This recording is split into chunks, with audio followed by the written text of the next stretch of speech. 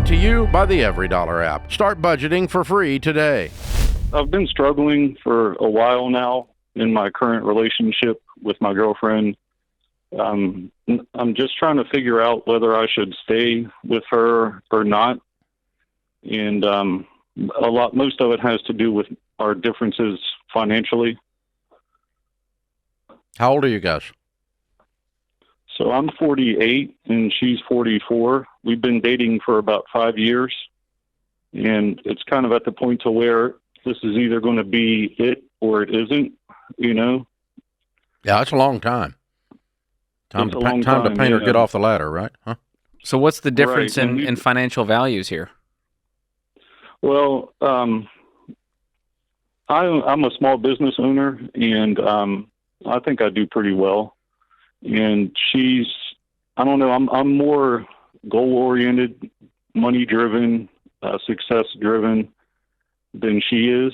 And she really doesn't have a whole lot financially or like possession-wise and things like that. And sometimes I just feel like I would rather date someone that has a solid career path, you know, makes a good salary, someone that's more focused on their career and money.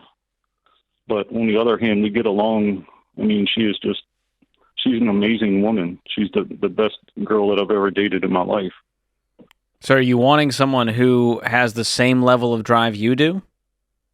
Well, maybe not drive, but just someone that's closer to me financially, you know. So you feel like there's a disparity between how hard you've worked to build your wealth and success and how little she cares to do that for herself.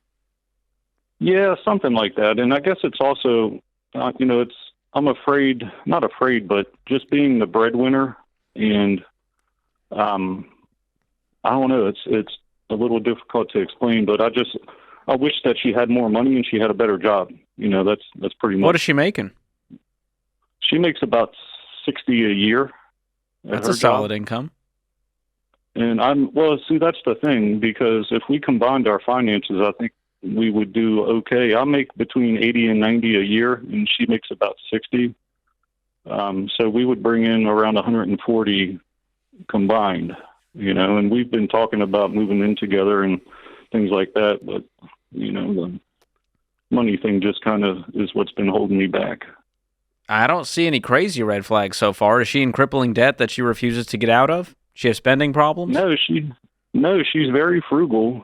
She's a single mom. She raised her son pretty much on her own with help from her family, but she's a single mom. She's very frugal. She's independent. She has no debt. I mean, she might have like a $1,000 or $2,000 credit card. She rents her house, and her car's paid for. I mean, you guys are going to build wealth together, and you'll accumulate more assets, and you'll have a paid-for house together.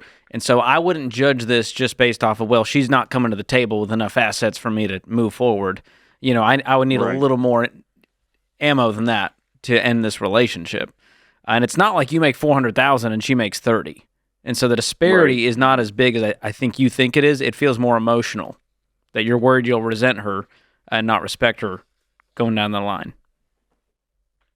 Yeah, something like that. And also, I struggle a little bit because I grew up in poverty, you know, so I've had this inborn fear of poverty my entire life. And that's why I save so much. And I guess sometimes I think, what if the bottom fell out of my business and I lost my money?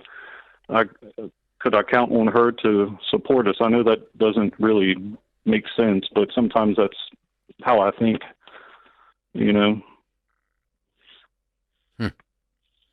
Well, I'm not hearing any huge fireworks going off in terms of some kind of bad warning here. This sounds like a lady who's rolled up her sleeves, raised a kid by herself, and has pulled off life pretty well. Yeah. You know, maybe she's not quite kept up with you, but it's not like you make $1 million a year and she makes $10,000 or something. I mean, this is not some huge disparity.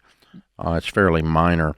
But you guys are older. But here's the big question: is not how much money she has or how much money she makes. That part, that shouldn't even really be in the discussion. What should be in the discussion is, do you respect her character, her work ethic? Do you respect her intellect and what she can add to the equation? And if you don't respect someone, then it's very difficult to love them. And they go together. And so long-term, real, lengthy, 25, 35-year marriage, 50-year marriage love type stuff, okay? If you think she's deficit the whole time, that's probably not going to end up being there. And so, but it's not based on her income, and it's not based on that. Actually, the things her story that you described to me, I think she's pretty incredible. So, but you know, you got to think that that it's not me. I'm not marrying her. So, I got pretty incredible already. I've already got that covered about 44 years ago. So, yeah, that's what I'd be looking at. It sounds, probably a good opportunity for some good pre-marriage counseling, to sit down with a good marriage counselor and get this stuff out on the table and put those fears out there, kind of comb through it a little bit, that kind of thing. And, the other thing that might help too, you kind of brought up your poverty past. Let me send you a copy of Rachel Cruz's book, Know Yourself, Know Your Money. It talks about your family of origin and how it affects your view on money, her family of origin, how it affects her view on money, even her story, and it affects her view on money and how she got to where she is. And you guys give you some jumping off points to understand each other a little bit better before you make the final decision on marriage or on breakup, either one. And, that's definitely where I would go with that. So, hey, thanks for the call. We appreciate you joining us. Open phones here at 888-825-5225. So, George, one of the big things we get, and I think that Know Yourself, Know Your Money book is helpful for that, is with couples that are dating, trying to figure out if they're a match. And money is a good thing for that, not because money's important, but because money reveals a lot about your character. It reveals a lot about your dreams. It reveals a lot about your fears. It reveals a lot. And Jesus said your treasure's where your heart is. And so how you handle money, the way you look at money, what you're trying to get from money, all say a lot about you. And so it's a great way to get to know someone. Yeah.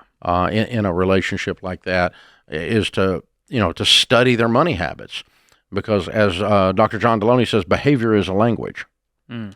Yeah, and if the values are there, then you can survive it. You'll have a nerd and a free spirit, a spender and a saver, but if the values are there at a foothold and foundation, you can survive the relationship. And so that's an important thing to look into is, hey, do I value living a debt-free life? If not, you're probably going to be broke for a long time.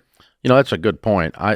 Looking back on it, we didn't mean to do this. We weren't sophisticated enough to do it when we were dating and getting married. But Sharon and I accidentally got married with having two extremely different families, but both families put a heavy emphasis on hard work and work ethic, common sense. Yeah, and so neither Sharon nor I have much use for somebody that won't work, and so consequently we team up on that a lot.